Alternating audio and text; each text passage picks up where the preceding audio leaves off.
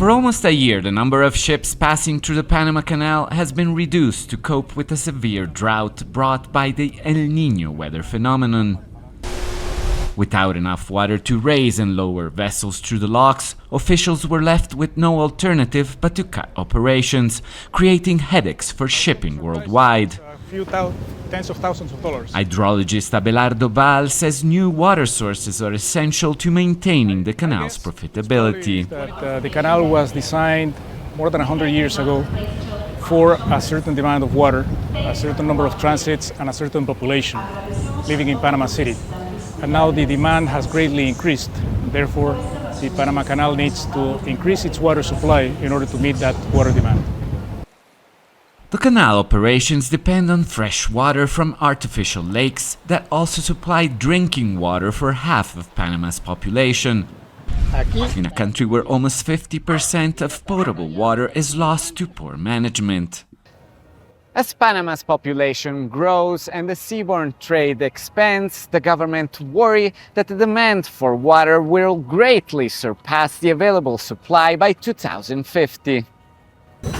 The Canal Authority says they're considering various options, including costly desalination plants and creating new reservoirs, which would require relocating thousands of people. The canal is important because it generates income and growth. We need to guarantee its best management whilst preserving people's rights to water and land. Last year, deadly protests broke out when the government allowed a Canadian company to expand its mining contract, impacting water resources. The country's Supreme Court eventually ruled the government's contract with the company was unconstitutional. Scientists say things could improve in coming months and the canal could return to normal operations in 2025. But climate change means the cycle of dry and wet weather could continue to become more severe and unpredictable. Our hypothesis is that global warming will continue to make climate events like the Niño and Niña phenomenon worse, so we need to listen to the warnings.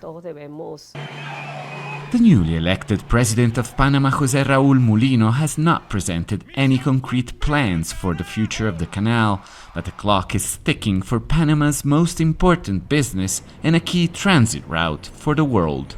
Alessandro Rampietti, Al Jazeera, Panama. Make sure to subscribe to our channel to get the latest news from Al Jazeera.